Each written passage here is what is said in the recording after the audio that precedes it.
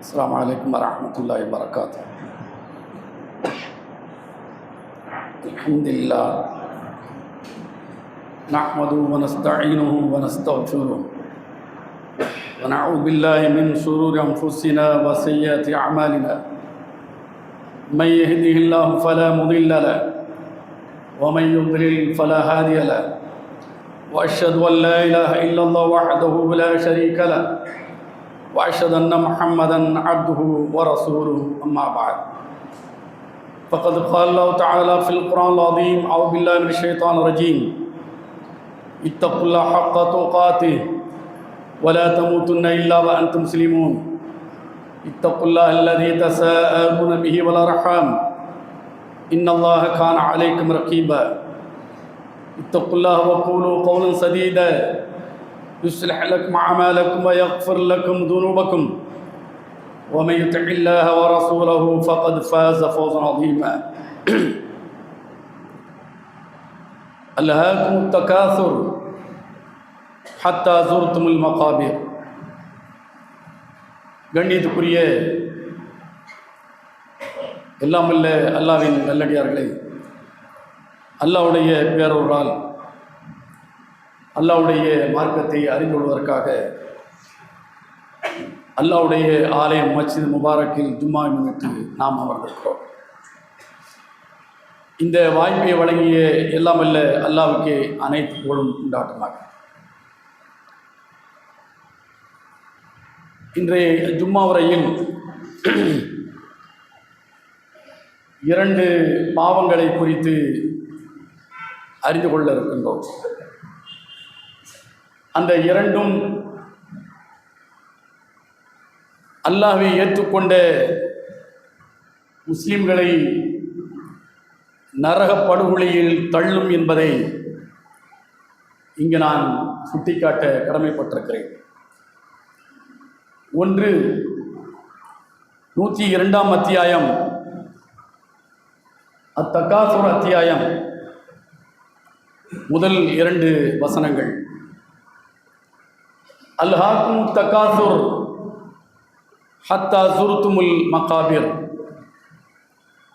நீங்கள் புதைகுழிகளை சந்திக்கும் வரை செல்வத்தின் மீது கொண்ட பேராசை உங்களது கவனத்தை திசை திருப்புகிறது என்று அல்லாஹ் குறிப்பிடுகிறார். ஆசையை குறித்து அல்லாஹ் சொல்லாமல் பேராசையை குறித்து இங்கு அவன் வேறு வார்த்தையில் அதை நமக்கு உணர்த்துகின்றான். மனிதனுக்கு ஆசை இருந்தால்தான் தேடல் இருக்கும். அந்த தேடல் அதை எப்படியும் அடைந்தே தீர வேண்டும் என்பதில் அவனை உந்தி தள்ளும்.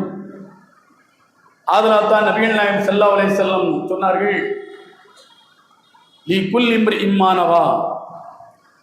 ஒவ்வொரு மனிதனுக்கும் அவன் எண்ணியது கிடைக்கும் என்று சொன்னார்கள். அவன் எண்ணியது என்றால் அல்லாஹ்வுக்காக, அல்லாஹ்வின் தூதருக்காக அவன் துறந்தால் அது அவனுக்கு கிடைக்கும். அவன் ஒரு பெண்ணுக்காக அவன் எல்லாவற்றையும் துறந்தால் பெண்ணு கிடைக்கும். பொருளுக்காக எல்லாவற்றையும் துறந்தால் பொருள் கிடைக்கும். ஆக எண்ணியது கிடைக்கும் என்பதை, எண்ணம்தான் அவனுடைய வாழ்வு, எண்ணம்தான் அவனுடைய செயலுக்கு ஆதாரம் என்பதை நபி அவர்கள் வேறிடத்தில் குறிப்பிடுகின்றார்கள். இந்த எண்ணம் பேராசையாக மாறுகிற போது அது எல்லையை மீறுகிறது, நம்மை எல்லை மீறச் செய்கிறது. எல்லை மீறச் செய்கிற போது செய்யக்கூடாதவைகள் எல்லாம் நாம் செய்துவிட வேண்டிய நிலைக்கு தள்ளப்பட்டு விடுகிறோம். அதனால் தான் நபி அவர்கள் குறிப்பிட்டார்கள். அபூ ஹுரைரா அறிவிக்கிற செய்தி, முஸ்லிமில் 5666வது ஹதீஸ். யக்கூல் அபுது மாலி மாலி. ஒரு அடியான் இது என் செல்வம், என் செல்வம், என் சொத்து, என் சொத்து என்று சொல்கிறான். இன்னமா லஹு மின் மாலிஹி ஸலாஸ். அவரது சொத்தில் அவனுக்கு 3 தான் இருக்கிறது. ஒன்று, மா அகல ஃபஅஃப்னா. அவனுக்கு இருக்கிற அந்த சொத்தில் அவன் எதை சாப்பிட்டு அழித்தான் அதுதான் அவன் சொத்து. 1000 கோடியை செலவழித்து மார்ச் மாதத்தில் இந்தியாவுடைய முதல் பணக்காரன் அம்பானி திருமணம் செய்ய போகிறான். அவன் செலவழிக்கிற அந்த 1000 கோடி தான் அவன் சொத்து. அவன் உண்டு கழித்ததுதான் அவனுடைய சொத்து. அவன் உடுத்து கிழித்ததுதான் அவன் சொத்து. எதை அவன் அல்லாஹ்வுக்காக கொடுத்து நன்மையை தேடிக்கொள்கிறானோ சேர்த்துக் கொள்கிறானோ அது அவன் சொத்து. இந்த மூன்றை தாண்டி என் சொத்து என் சொத்து என்று சொல்வதில் என்ன இருக்கிறது உனக்கு என்று நபி அவர்கள் சொல்லிவிட்டு சொன்னார்கள். வமா சிவா தாலிக ஃபஹுவ தாஹிபுன் வ தாரிகுஹு லின்னாஸ். இந்த மூன்றை தாண்டி மற்ற எல்லாம் இவனை விட்டு போகக்கூடியதுதான், அல்லது இவன் மக்களுக்காக விட்டு செல்லக்கூடியதுதான். ஒன்று இவன் கையை விட்டு போயிடும், அல்லது இவன் செத்து போயாச்சுன்னா இருக்கிறவங்க என்ன செய்வாங்க, அடிச்சு பிடிச்சி பறிக்கிறதுக்கு உண்டான வேலை என்ன செய்வாங்க பார்ப்பான். இதுதான் இவனுடைய சொத்து. என்ன என் சொத்து என்பதில் என்ன இருக்கிறது என்று நபிகள் நாயகம் ஸல்லல்லாஹு அலைஹி வஸல்லம் அவர்கள் குறிப்பிடுகிறார்கள். இன்னொரு செய்தி முஸ்லிமில் 1893 இடம்பெற்றிருக்கிறது. அனஸ் ரலியல்லாஹு அவர்கள் அறிவிக்கிறார்கள், யஹ்ருமு இப்னு ஆதம், ஆதமுடைய மகனுக்கு, ஆதமுடைய பிள்ளைகளுக்கு, மனிதனுக்கு வயதாகிறது. நேற்று 5 வயது, இன்றைக்கு 6, நேற்று 20, இன்றைக்கு 21, நேற்று 60, இன்றைக்கு 61. ஆக பிறந்த அடுத்த நாளிலிருந்து அடுத்த மணி நேரங்களில் இருந்து அவனுக்கு வயதாகி கொண்டுதான் இருக்கிறது. யஹ்ருமு இப்னு ஆதம் வ தஷிப்பு மின்ஹு இஸ்னதான். ஆனால் 2 மட்டும் இளமையாகவே இருக்கிறது. மனிதனுக்கு வயதாகிறது, அவனிடத்தில் இருக்கக்கூடிய 2 மட்டும் வயதாகாமல் அது இளமையாகவே இருக்கிறது என்று சொல்லிவிட்டு சொன்னார்கள். அல் ஹிர்சு அலல் மால், எதுவும் சேர்ந்து வயதாக வேண்டும். உடலுக்கு வயது இருக்கிறது, அவனுக்கு வயது இருக்கிறது, அவன் கிழவனாகிறான், செத்து போகிறான். ஆனால் அவனோடு இருக்கிற 2க்கு வயதே ஆகுவதே இல்லை, இளமையாகவே இருக்கிறது. ஒன்று அல் ஹிர்சு அலல் மால், இவன் செல்வத்தின் மீது கொண்டிருக்கிற பேராசை வயதாகுவதே இல்லை, அதுக்கு கிழட்டுத்தனம் ஏற்படுவதே இல்லை. அது ஆரம்பத்திலிருந்து அது அப்படிதான் இருந்து கொண்டே இருக்கிறது. பேராசை, அவ செல்வத்தின் மீது கொண்டிருக்கிற அவ, அதுக்கு வயதே இல்லை. இன்னொன்று நபிகள் நாயகம் ஸல்லல்லாஹு அலைஹி சொன்னார்கள், வல் ஹிர்சு அலல் உமுர், வயதின் மீது இருக்கிற ஆசை இருக்கிற, எப்போதும் இளமையாகவே இருக்க வேண்டும், எப்போதும் இளமையாகவே இருக்க வேண்டும் என்கிற எண்ணத்திற்கும் வயதாகுவதில்லை என்று நபிகள் நாயகம் ஸல்லல்லாஹு அலைஹி வஸல்லம் சொல்கிறார்கள். அப்போ 2ல் எந்த ஒன்றும் இளமையாகவே இருக்கிறது, அதற்கு வயோதிகம் இல்லை. ஆதலால் தான் கிழவனும் என்ன சொத்தின் மீது ஆசைப்படுகிறான், இளைஞனும் ஆசைப்படுகிறான். சாகர நேரத்தில் இருக்கிற அந்த மரண தருவாயில் இருக்கிறவனும் கூட என்ன சொத்தின் மீது பேராசையோடு தான் இருக்கிறான். இந்த பேராசை என்பது அது வயதாகாத ஒன்று என்று நபி அவர்கள் குறிப்பிடுகிறார்கள். இந்த பேராசையை குறித்து நபி அவர்கள் சொல்கிற போது இது திருமதியில் இடம்பெற்றிருக்கக்கூடிய இன்னொரு செய்தி என்னவென்று சொன்னால், மாது ஜாயானி உர்சிலா ஃபீ கனமின் பிஅஃஸத லஹா மின் ஹிர்ஸில் மர்இ அலல் மால் வ ஷரஃபி லீனிஹி. இந்த பேராசைக்கு நபி அவர்கள் ஒரு உதாரணத்தை சொல்கிறார்கள். இது எந்த அளவுக்கு மனிதனுக்கு அழிவை தரக்கூடியது என்று சொன்னால், 2 பசியுள்ள ஓநாயை ஒருவன் என்ன செய்கிறான், ஆட்டு மந்தைக்குள் அனுப்புகிறான். அந்த ஓனாய் என்ன செய்யும், நாம சமூக ஊடகங்களில் அல்லது தொலைக்காட்சிகளில் பார்க்கிறோம். காட்டு விலங்குகளுடைய நடவடிக்கைகளை கண்ணுக்கு முன்னால் கொண்டு நிறுத்துகிறார்கள். ஓனாய் பசி எடுத்து விட்டால் அது சிங்கத்தை கூட மொத்த கூட்டமாக திரண்டு பாய்ந்து புராண்டுவதை பார்க்கிறோம். சிங்கம் தான் காட்டுக்கே ராஜா என்கிறோம். ஆனால் 10 ஓனாய் சேர்ந்துருச்சுன்னு வைங்க, அதுக்கு பசி வந்துருச்சுன்னு வைங்க, சிங்கம் என்று பாராமல் என்ன செய்யும், அது பிராண்டும். இப்படிப்பட்ட இந்த ஓனாய் ஆட்டு மந்தைக்குள் போனால் என்ன நடக்கும், ஆட்டு மந்தையை துவம்சம் செய்துவிடும். பிராண்டி தனக்கு தேவையான உணவை என்ன செய்யும், மென்று திண்டு விழுங்கி அது வெறும் எலும்பாக என்ன செய்யும் ஆக்கிவிடும். இது பரவாயில்லை, நபி அவர்கள் சொல்கிறார்கள், இது பரவாயில்லை. ஆனால் ஒரு மனிதன் ஹெர்சுல் மரி அலல் மால் வஷரஃப், ஒரு மனிதனுக்கு செல்வத்தின் மீது இருக்கிற பேராசை இருக்கிற அந்த பசி, அந்த பேராசை அவனுடைய மார்க்கத்தின் மீது இருக்கிற அந்த கண்ணியத்தையும் சேர்த்து அவனை நாசமாக்கி விடுகிறது என்று சொல்லி நபிகள் நாயகம் ஸல்லல்லாஹு அலைஹி வஸல்லம் சொல்கிறார்கள். திருமதியிலே இந்த செய்தி இடம்பெற்றிருக்கிறது. எப்படி பசியெடுத்த ஓநாய் மொத்த ஆட்டு மந்தையும் நாசமாக்குகிறதோ அதுபோல மனிதனுக்கு செல்வத்தின் மீது இருக்கிற அந்த பேராசை அவனுடைய மார்க்கத்தை நாசப்படுத்தி விடுகிறது என்று அல்லாஹ்வின் தூதர் அவர்கள் நமக்கு சொல்லி காட்டுகிறார்கள். நபிகள் நாயகம் ஸல்லல்லாஹு அலைஹி வஸல்லம் அவர்கள் இதை ஏன் குறிப்பிடுகிறார்கள்? இன்ன துன்யா உல்வத்துன் ஹலிரத்துன், இந்த உலகம் இருக்கிறது அது இனிமையானதும் பசுமையானதும், அதான் மனிதன் ரசிப்பதற்குரியது. ஆதலால் இதன் மீது மனிதன் பேராசை கொண்டு அதிலேயே வீழ்ந்து அவன் நாசமாகிவிடக் கூடாது என்பதற்கான எச்சரிக்கையாகத்தான் அல்லதி ஜம்அ மாலஹு அத்ததா யஹ்ஸபு அன்ன மாலஹு அக்லதா கல்லா லா யும்பதன்ன ஃபில் ஹுதமா வமா அத்ராக மல் ஹுதமா நாருல்லாஹில் மூகதா அல்லதி தத்தலு அலல் அஃபிதா இன்னஹா அலைஹி மூஸதா ஃபீ அமதின் முமத்ததா. சூரத்துல் ஹுமஸாவில் அல்லாஹ் குறிப்பிடுகிறார், அல்லது குறை கூறி புறம்பேசி திரிகின்றவனுக்கு நாசம் உண்டாகட்டும், அவன் பொருளை சேர்க்கிறான். அல்லது ஜம்அ மால வஅத்ததா, அதை எப்போதும் எண்ணிக்கொண்டே இருக்கிறான். செல்வத்தை சேர்த்து அதிலேயே கவனமாக இருந்து அதை எண்ணிக்கொண்டே இருக்கிறான். ஏன்?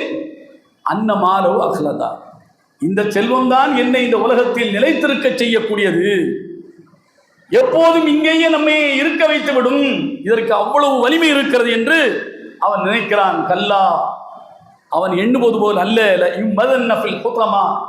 ஹுதமாவில் எரியப்படுவான். ஒமா அத்ராக மல் ஹுதமா, ஹுதமா என்றால் என்ன நபியே, அது என்னவென்று உமக்கு அறிவித்தது எது?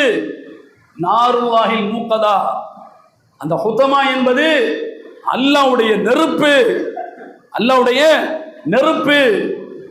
அல்லதி தத்தலு அலல் அஃபிதா, அல்லாஹ்வின் நெருப்பு மனிதனுடைய உள்ளங்களில் ஊடுருவி பாய்ந்து அவனை கரித்து பொசுக்கி நாசமாக்கிவிடும். அப்படிப்பட்ட நெருப்பு. அல்லதி தத்தலு அலல் அஃபிதா இன்னஹா அலைஹி மூஸதா ஃபீ அமதின் முமத்ததா, அந்த நெருப்பு தான் அவனை சூழ்ந்திருக்கும். அவன் கம்பங்களில் கட்டப்பட்டிருப்பான், எங்கும் தப்பித்து விட முடியாத அளவிற்கு அவனை எரித்து சாம்பலாக்கும். ஆக இப்படிப்பட்ட அழிவை தரக்கூடியதுதான் இந்த பொருளின் மீது கொண்டிருக்கிற பேராசை. அந்த பேராசை தான் இன்றைக்கு இந்த சமூகத்தை ஆட்டி படைக்கிறது. பல உரைகளிலே நான் குறிப்பிட்டிருக்கிறேன். அல்லாஹ் இந்த உலகில் நல்லதையும் படைத்திருக்கிறான், கெட்டதையும் படைத்திருக்கிறான். மனிதன் எதை அனுபவிக்க வேண்டும், எதை அனுபவிக்க கூடாது என்கிற எல்லையையும் வரையறுத்திருக்கிறான். ஆனால் காசுதான் முக்கியம், காசே தான் கடவுள, இவனுக்கு காசுதான் கடவுள் என்கிற அந்த மனநிலை வருகிற போது அதில் ஹராமா ஹலாலா என்று பார்க்க தோன்றுவதில்லை. சென்றியூரில் போய் நம்ம ஊர்ல பணத்தை போட்டாங்க, வந்துகிட்டே இருக்கு. சென்றியூரில் வர ஆரம்பிச்சது, மை ஆப்பில் புடுங்க ஆரம்பிச்சிருச்சு, நியோ மேக்ஸில் புடுங்க ஆரம்பிச்சிருச்சு. நியோ மேக்ஸில் பல்லாயிரக்கணக்கான கோடியை சுருட்டியவர்கள் இங்கு தப்பித்தால் அங்கே தப்பித்தாக கடைசியில் தலைமறைவானார்கள். அவர்களை கைது செய்து சிறையிலே அடைத்தார்கள்.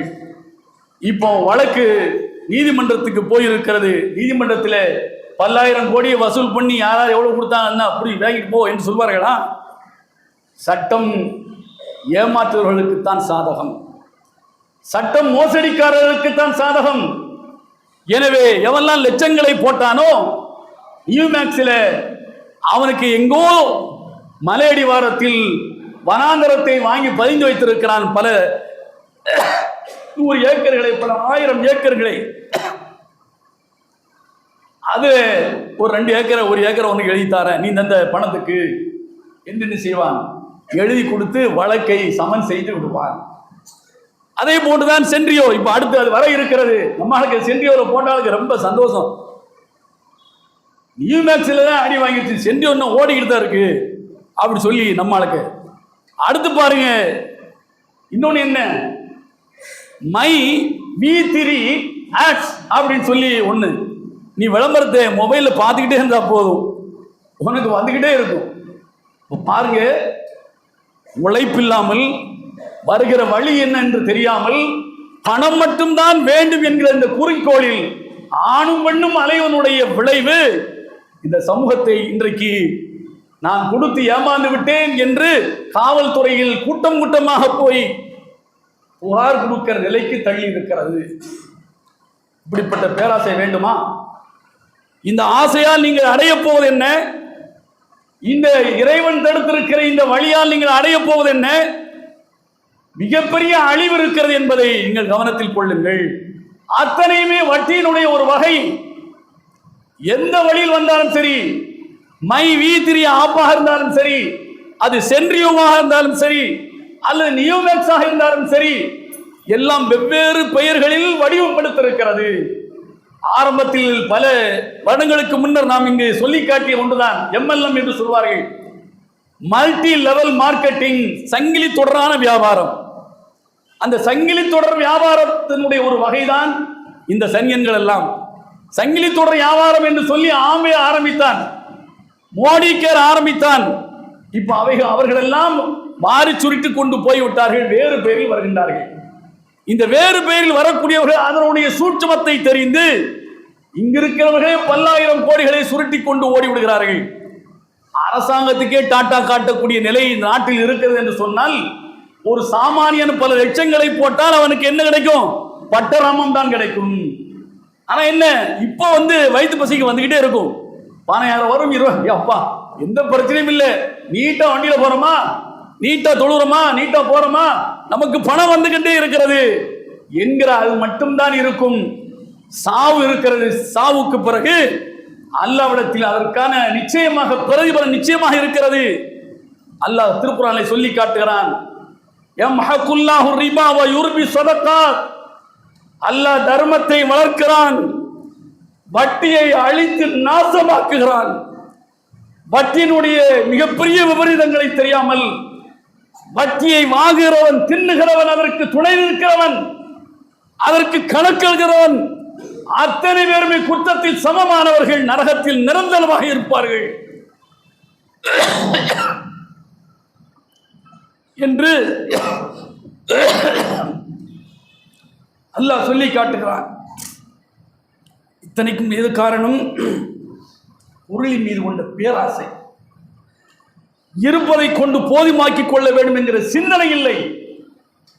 அவனிடத்தில் லட்சங்கள் இருக்கிறது, இவனிடத்தில் லட்சங்கள் இருக்கிறது, நாம் அது போன்ற லட்சங்களை, என்ன இது, என்ன சிந்தனை? ஒழுங்கா இருக்கிறவங்க போய் பக்கத்துல போய் உட்கார்ந்து காதை கடிச்சு இந்த மை 3V ஆப்பை பாரு, என்ன ஆப்பாங்க, மை 3V ஆப்பை பாருங்க அப்படின்னு சொல்லி அதுக்கு விளம்பரம். எப்படிங்க?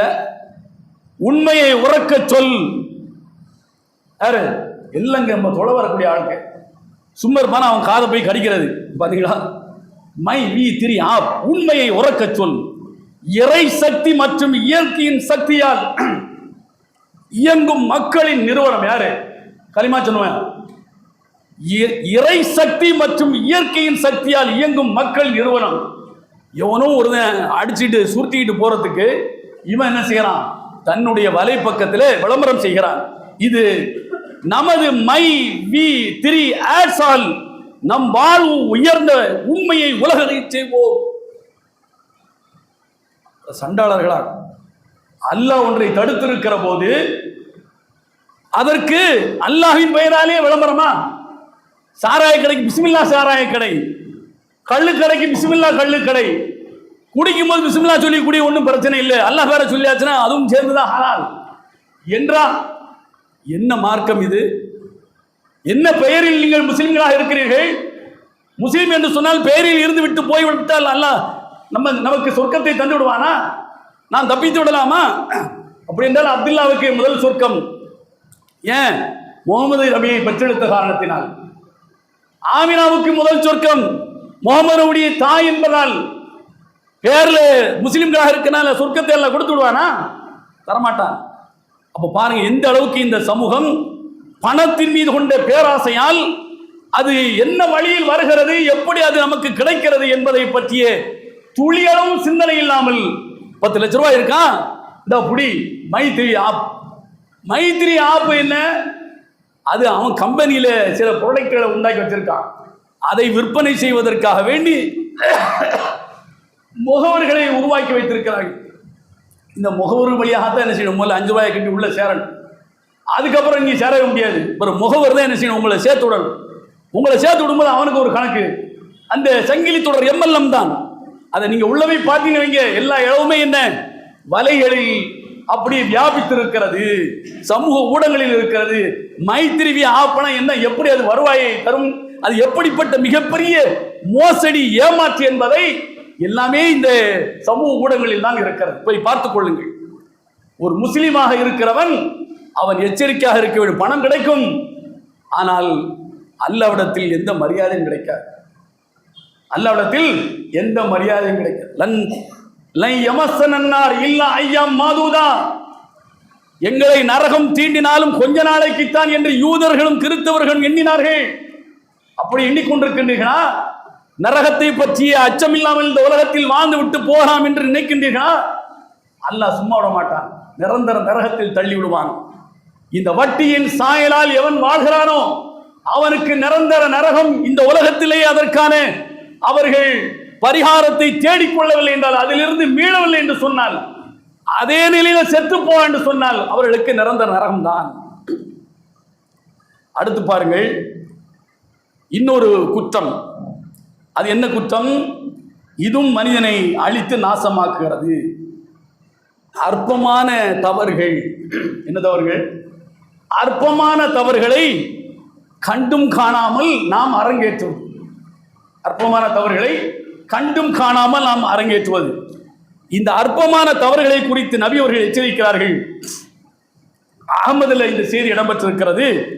ஈயாக்கும் முஹக்கிராத்தில் துனூப் ஃபஇன்னமா மஸலு முஹக்கிராத்தில் துனூப் ககௌமின் நஸலு அலா வாதின் ஃபஜாஅ ذا بعود وجاء ذا بعود حتى انلجوا خبزتهم وان محقرات الذنوب متى يؤخذ بها صاحبها تهلكه என்று நபிகள் நாயகம் ஸல்லல்லாஹு அலைஹி சொல்கிறார்கள். சிறு சிறு பாவங்களை குறித்து எச்சரிக்கிறேன். அந்த சிறு சிறு பாவங்களுக்கு உதாரணம், ஒரு கூட்டம் ஒரு பள்ளத்தாக்கில் போய் தங்குகிறது. சாப்பிடணுமா இல்லையா? அப்போ ஒவ்வொரு ஆட்களும் போய் நினைச்சாங்க, அவர் ஒரு குச்சி எடுத்துட்டு வரார், இவர் ஒரு குச்சி எடுத்துட்டு வரார், இப்படி என்ன விறகு பறக்கி கொண்டு வந்து மொத்தமாக ஒரு இடத்துல விறக போட்டு அதில் அவங்க ரொட்டியை சுட்டு என்ன செய்வாங்க, ரொட்டியை வாட்டி அவங்க சாப்பாடு என்ன செய்வாங்க, சாப்பிட்டுருவாங்க. எப்போது அவர்கள் வாட்டி சாப்பிட்டு விடுகிறார்களோ அத்தோடு அவர்கள் போட்ட அந்த சுள்ளி எல்லாம் எரிந்து அது சாம்பலாகி விடும். அதுபோலத்தான் இந்த சிறு சிறு தவறுகள். அதை பற்றி நபி அவர்கள் சொல்கிறார்கள், மத்தா யூஹது பிஹா சாஹிபுஹா. எப்போது இந்த சிறு சிறு பாவங்கள் ஒரு மனிதன் செய்து கொண்டே இருக்கிறானோ அது அவனுக்கு சின்ன சின்ன விறகு கட்டைகளாக சேர்ந்து கொண்டே இருக்கிறது. அது கொல்லிக்கட்டையாக சேர்ந்து கொண்டே இருக்கிறது. கடைசியில் அது அவனை அழித்தோடும். சின்ன சின்ன கொல்லிக்கட்டைகளாக சேர்ந்து ரொட்டி என்ன செஞ்சு சுட்டு பதமாக சாப்பிடுவதற்கு இனிமையாக தந்தது. கடைசியில் அது எரிஞ்சு என்ன சாம்பலா போச்சு. அது மாதிரி இந்த சின்ன பாவங்களை செய்யக்கூடியவர்களை அழித்து நாசமாக்கி விடும் என்று நபிகள் நாயகம் ஸல்லல்லாஹு அலைஹி வஸல்லம் அவர்கள் சொல்லி காட்டுகிறார்கள். இது குறித்து நிறைய செய்திகள் இடம்பெற்றிருக்கின்றன. ஏன் இதை இங்கே குறிப்பிட என்று சொன்னால், ஒரு செயலை செய்கிறோம் என்று சொன்னால் அந்த செயல் அல்லாஹ்வுடைய தூதரால் காட்டித்தரப்பட்டிருக்கிறதா, இல்லை அல்லாஹ்வுடைய தூதரால் புறக்கணிக்கப்பட்டிருக்கிறதா, இல்லை அல்லாஹ்வுடைய தூதர் இதற்கு வேறொன்றை நமக்கு செய்முறையாக முன்மாதிரியாக காட்டியிருக்கிறார்களா என்று பாராமல் நாம் கவனமற்று செய்யக்கூடிய சிறு சிறு தவறுகள் இருக்கிறதே, இது ஒரு கட்டத்தில் மலையளவுக்கு பெரிதாகி நம்மை செய்யக்கூடியவனை அழித்து நாசப்படுகையில் தள்ளிவிடும். நபிகள் நாயகம் சொல்லி காட்டுறாங்க. அந்த அடிப்படையில் ஒரு மனிதன் இறந்து போனால் அவனுக்கு என்ன செய்ய வேண்டும்? அந்த மனிதனை குளிப்பாட்டி கவனிட்டு சுமந்து கொண்டு அவனை கொண்டு போய் என்ன செய்ய வேண்டும்? புதைகுழியில் அடக்க வேண்டும். அவனுக்காக நின்று பிரார்த்திக்க வேண்டும். ஜனாசா தொழுகின்றோம், புதைத்ததற்கு பிறகு தலைமாட்டில் நின்று அவனுக்காக பிரார்த்திக்க வேண்டும். ஏன்? நாம் வந்துவிட்டால் இரு மலக்குகள் அவனை எழுப்பி உட்கார வைத்து அவனிடத்தில் கேள்விக்கு மேல் கேள்வி கேட்பார்கள். கேள்விக்கான விடையை முறையாக அவன் சொல்ல வேண்டும் என்பதற்காக வேண்டி அல்லாஹ்விடத்தில் நாம் பிரார்த்திக்க வேண்டும். ஏன்னா உலகத்தில் இருக்கும்போது கேள்வி கொஸ்டின் அண்ட் ஆன்சரை அவன் தெரிஞ்சிருக்க வாய்ப்பில்லை. அல்ல தெரிந்திருந்தாலும் கூட ஒரு பெரிய கலேபரம் நடந்திருக்கிறது, மரணம். இதில் அவன் மறந்திருக்கவும் கூடும். ஆதலால் வெளியிலே அவனை அடக்கம் செய்தவர்கள் அல்லாஹ்விடத்தில் பிரார்த்திக்க வேண்டும். அதற்கு பிறகு அவனுடைய வாரிசுகள், அவனுடைய பிள்ளைகள் அவர்களுக்காக பிரார்த்திக்கலாம். மற்றவர்களும் அவர்களுக்காக என்ன செய்யலாம்? பிரார்த்திக்கலாம்.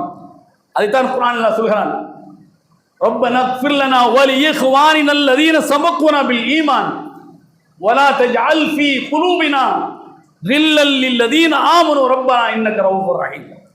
இறைவா, நம்பிக்கையால் முந்தி சென்று விட்டவர்களுக்கு பாவங்களை மன்னித்தருள்வாயாக, எங்களுடைய சகோதரருடைய பாவங்களை மன்னித்தருள்வாயாக என்று அல்லாஹ் ஒரு பிரார்த்தனை சொல்லி தருகிறார். அவர்களுடைய இறப்புக்கு பிறகு எங்களுடைய உள்ளத்தில் விரோதத்தையும் குரோதத்தையும் நீ ஏற்படுத்தி விடாதே என்று அல்லாஹ் நமக்கு ஒரு பிரார்த்தனை சொல்லி. பிரார்த்தனை என்பது மரணித்தவர்களுக்கு யாரும் செய்யக்கூடிய ஒன்று, யாரும் செய்யலாம். ஆனால் அவனுடைய வாரிசுகள், அவனுடைய பிள்ளைகள் எப்போதும் பிரார்த்தனை செய்ய வேண்டும், எப்போதும் பிரார்த்தனை செய்ய வேண்டும். இதையும் தாண்டி அவனுடைய வாரிசுகள் இறந்த பெற்றோர்களுக்காக வேண்டி அவர்கள் தர்மம் செய்யலாம். இறந்த பெற்றோர்களுக்காக தர்மம் செய்யலாம். மற்றவங்க செய்யக்கூடாதா? மற்றவங்க செய்யக்கூடாது. ஏன்? ஒரு மனிதன் செய்யக்கூடிய நன்மை அவன் கணக்கில் தான் எழுதப்படும். ஒரு மனிதன் செய்யக்கூடிய நன்மை அவன் கணக்கில் தான் எழுதப்படும். ஒரு மனிதன் செய்யக்கூடிய தீமை அதுவும் அவன் கணக்கில் தான் எழுதப்படும். சரிங்களா? ஒருவனுடைய பாவச்சுமையை இன்னொருவன் சுமக்க முடியாது. அது மாதிரிதான் ஒருவனுடைய நன்மையை இன்னொருவன் என்ன செய்ய முடியாது? வாங்கி கொள்ள முடியாது. இன்னொருவன் வாங்கி கொள்ள முடியாது. அப்போ இறந்தவனுடைய உறவுகள் அல்லாதவர்கள் இறந்தவனுக்காக பிரார்த்தனை மட்டும்தான் செய்து கொள்ளலாம். உறவுகள் அவனுடைய சொத்திலிருந்து சொத்தை பங்கீடு செய்வதற்கு முன்னர் அவன் வசியத்தை செய்திருந்தால் அந்த சொத்திலிருந்து அதை பிரித்தெடுத்து விட வேண்டும். அவன் கடன் பட்டிருந்தால் அந்த சொத்திலிருந்து அதை எடுத்துக்கொள்ள வேண்டும். பிறகுதான் இருக்கிற வாரிசுகள் பங்கிட்டுக் கொள்ள வேண்டும் என்று இஸ்லாம் சொல்கிறார். என்ன காரணம்? அவன் தேடிய சொத்து, அந்த சொத்தால் அவன் குற்றவாளியாக போய் நாளை அல்லாஹ்வின் இடத்தில் நின்றுவிடக் கூடாது என்பதற்காக அல்லாஹ் இதை சொல்லித் தருகிறார். வாரிசுகள் அவன் பெயரால் நன்மைகளை செய்யலாம், சாதாரண தர்மங்களை செய்து இதன் நன்மையை என்னுடைய பெற்றோர்களுக்கு நீ சேர்த்து வை என்று பிரார்த்திக்கலாம். அல்லது நிரந்தர நன்மையை, நிரந்தரமாக நன்மையை தரக்கூடிய வைகளையும் செய்து இதை பெற்றோருக்கு இதனுடைய நன்மையை சேர்த்து வை என்று என்ன செய்யலாம். இதுதான் இறந்தவர்களுக்கு செய்யக்கூடிய, உயிரோடு இருக்கின்றவர்கள் செய்ய வேண்டிய ஒன்று. இப்படி இருக்க ஒரு காலத்தில் என்ன, 1ஆம் ஜாரத்து, 2ஆம் ஜாரத்து, 3ஆம் ஜாரத்து, 7ஆம் ஜாரத்து, 10ஆம் ஜாரத்து, 40ஆம் ஜாரத்து, அப்புறம் வருஷ பாத்தியான் சொல்லி ஒரு காலத்தில் ஓதிக்கொண்டிருந்தார்கள். இப்போது அது புது வடிவம் எடுத்திருக்கிறது. என்ன புது வடிவம் எடுத்திருக்கிறது? நினைவேந்தல் அப்படின்னு சொல்லி ஒரு வடிவம் எடுத்திருக்கு. ஒரு சகோதரர் இறந்து விட்டுறார், அந்த சகோதரருக்காக வேண்டி கூட நண்பர்களாக பழகியவர்கள் நினைவேந்தல். இது யார் சொல்லி தந்தது? அல்லாஹ்வுடைய தூதர் சொல்லி தந்ததா நினைவேந்தல் என்று? அல்லாஹ்வுடைய தூதரினுடைய கண்ணுக்கு முன்னாலே எத்தனையோ சஹாபாக்கள் போர்க்களத்தில் வெட்டி கொல்லப்பட்டார்கள். அல்லாஹ்வுடைய தூதர் நினைவேந்தல் நடத்தினார்களா? எல்லாரும் கூடி உட்கார்ந்து சாய குடிங்க என்று சொல்லி ஒரு அல் ஃபாத்தியா போட்டு சாய குடிச்சு வந்தாங்களா? இல்ல. இதை நாமே அரங்கேற்றுகிறோம். ஏன் இதை செய்கிறோம்? நாம் உருவாக்கி இருக்கிற சங்கத்தின் மீது கொண்டிருக்கிற காதல், அந்த சங்கத்தை தூக்கி நிலைநிறுத்த வேண்டும் என்பதற்காக வேண்டி அதன் மீது கொண்டிருக்கிற பற்றினால் அல்லாஹ்வுடைய தூதர் காட்டித் தராத ஒரு பாவத்தை இன்றைக்கு செய்யக்கூடிய நிலைக்கு நாம் தள்ளப்பட்டு விடுகிறோம். இப்படித்தான் ஒரு காலத்தில் இந்த ஊர்ல முஸ்லிம்கள் இல்லாத அநியாயங்களையும் அக்கிரமங்களையும் இல்லாத விதத்துகளையும் செய்தார்கள். அதற்கு எதிராகத்தானே புரட்சி வெடித்தது. அதையெல்லாம் வெறுத்துத்தானே குர்ஆன் தான் சுன்னாதான் என்று வந்தீர்கள். மீண்டும் பழையலைக்கு செல்கிறீர்கள். அல்லாஹ்வுடைய தூதர் சொன்னது இப்போது பொருந்தி போகிறோம் என்று எண்ண தோன்றுகிறது. பதல் இஸ்லாம் கரீபா வஸயஊது கரீபா தூமாலில் குரமா அல்லதீன யுஸ்ரிஊன மா அஃஸதன் நாஸ். இஸ்லாம் அறிமுக நிலையில் தோன்றியது. இஸ்லாத்தை அல்லாஹ்வுடைய தூதர் சொல்கிற போது அல்லாஹ்வுடைய தூதரை ஒரு காட்டு மனிதனை போன்று பார்த்தார்கள். ஒரு புதுமையான கண்ணோடு பார்த்தார்கள். ஏதோ குழப்பத்தை விளைவிக்க வந்திருக்கிறாய் என்று வேற்றுக்கரகவாசியை போன்று பார்த்தார்கள். நபிகள் நாயகம் ஸல்லல்லாஹு அலைஹி வஸல்லம் அவர்கள் அடி உதை மிதி ஏச்சு பேச்சு அத்தனையும் வாங்கி இந்த இஸ்லாத்தை நிலைநிறுத்தினார்கள். அந்த இஸ்லாத்தை பற்றி அல்லாஹ்வுடைய தூதரை சொல்கிறார்கள், வஸயஊது கரீபா. இந்த இஸ்லாம் பழைய நிலைக்கு போகும். எந்த நிலைக்கு? நினைவேந்தல், ஒன்னாஞ்சாரத்து, ஏழாஞ்சாரத்து என்கிற அந்த நிலைக்கு போகும். இங்க ஏழாஞ்சாரத்து பத்தாஞ்சாரத்து பாத்தியா என்கிற பெயரை விட்டு இப்போது நினைவஞ்சலி, நினைவேந்தல் என்ற நிலைக்கு போகும். தூபாலில் குரபா.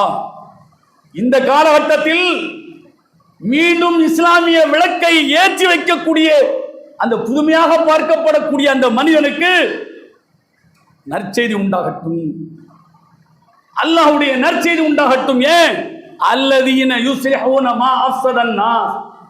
அந்த மனிதன் தான் இந்த மக்கள் பாழாக்கிய மார்க்கத்தை சரி செய்கிறான், அவனுக்கு சோபனம் உண்டாகட்டும் என்று நபிகள் நாயகம் ஸல்லல்லாஹு சொல்லி காட்டுகிறார்கள்.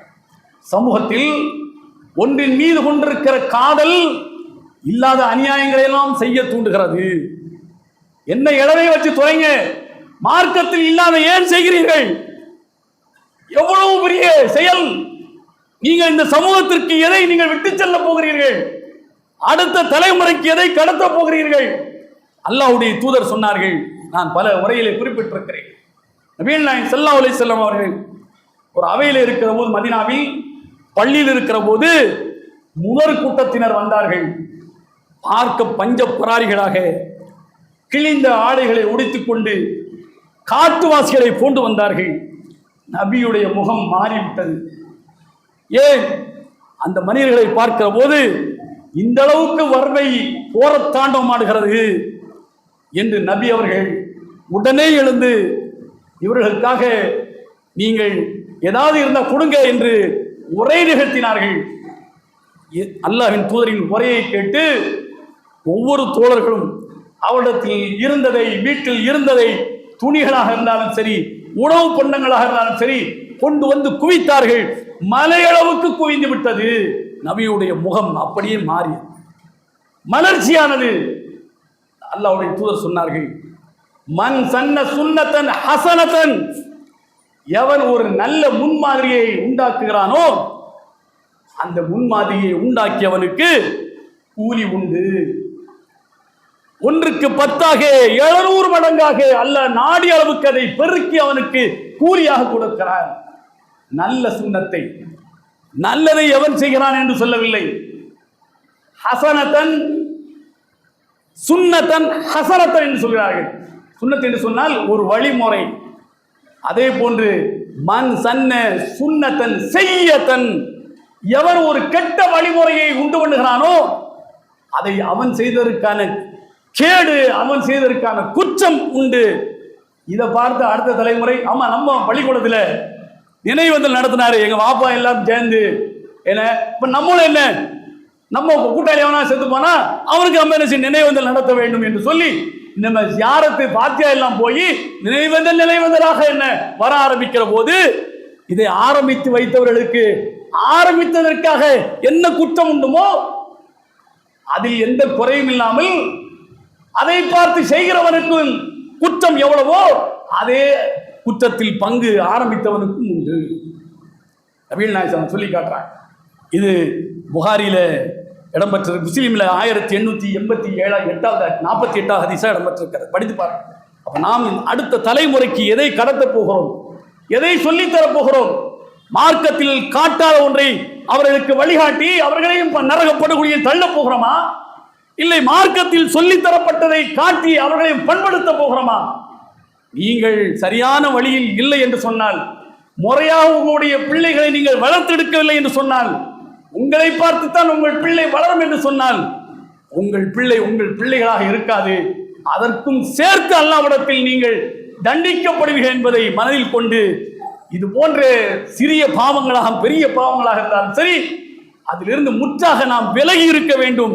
அல்லாஹ்வுடைய திருப்தி ஒன்று மட்டுமே நமக்கு வேண்டும். இவரெல்லாம் சேர்ந்து நம்மை கொண்டாடினால் நல்ல நண்பர்கள் என்று சொல்ல போகிறார்களா? இப்படி சொல்வதா அல்லாஹ் நாளை நரகத்திலிருந்து நமக்கு விடுதலை அளித்து தந்து விடுவானா? நன்றா யோசித்து பாருங்கள். ஆதலால் எந்த உறவும் நாளை மறுமையில் பயன் தராது. ஃபலா அன்சாப பைனஹும். அப்பன் பிள்ளையை விட்டு ஓடுவான், பிள்ளை அப்பனை விட்டு ஓடுவான், பொண்டாட்டி கணவனை விட்டு ஓடுவாள், கணவன் பொண்டாட்டியை விட்டு ஓடுவான். அவன் ஓடிக்கொண்டே இருப்பான். ஒவ்வொரு மனிதனுக்கும் அவனுக்கான வேலை இருந்து கொண்டே இருக்கும். எவனை பற்றியும் திரும்பி பார்க்க மாட்டார். அப்படிப்பட்ட அந்த நாளை பயந்து கொள்ளுங்கள். அல்லாஹ் உங்களுக்கும் எனக்கும் அருள் வாய்ப்பானாக. வாஹர் அல்ஹம்துலில்லாஹி ரப்பில் ஆலமீன்.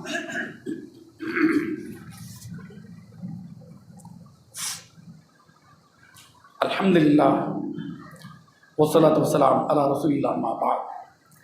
இத்தகுல்லாஹ் ஹக்க துகாத்தி வலா தமூதுன்ன இல்லா வ அன்தும் முஸ்லிமூன். கண்ணியத்துக்குரிய சகோதர சகோதரிகளே, ரமலான் நம்மை நெருங்கிக் கொண்டிருக்கிறது. ரமலானில் நோன்பு திறக்கின்றவர்களுக்கான ஏற்பாடு நடைபெற்று கொண்டிருக்கிறது. அல்லாஹ்வுக்கு பிறகு உங்களுடைய மேலான ஒத்துழைப்பால் நோன்பாளிகள் நோன்பு திறப்பதற்கான இந்த ஏற்பாட்டை நாம் செய்து கொண்டிருக்கிறோம். அதிகமான நன்மைகளை பெற்றுத் தருகின்ற புனித இந்த ரமலானில் நம் கணக்கிலும் அதிக நன்மைகள் எழுதப்பட வேண்டும் என்கிற எண்ணம் கொண்டவர்கள் தாராளமாக இதற்காக வாரி வழங்கிடுமாறு அன்போடு கேட்டுக்கொள்கிறோம். பெற்றோர்களுக்காக பிள்ளைகள் இந்த வகையிலும் என்ன செய்யலாம், செலவு செய்யலாம். அதற்கான நன்மைகள் அவர்களுக்கும் கிடைத்து கொண்டே இருக்கும் என்று கூறி நிறைவு செய்கிறேன். வாஹர் அல்ஹம்துலில்லாஹி ரப்பில் ஆலமீன்.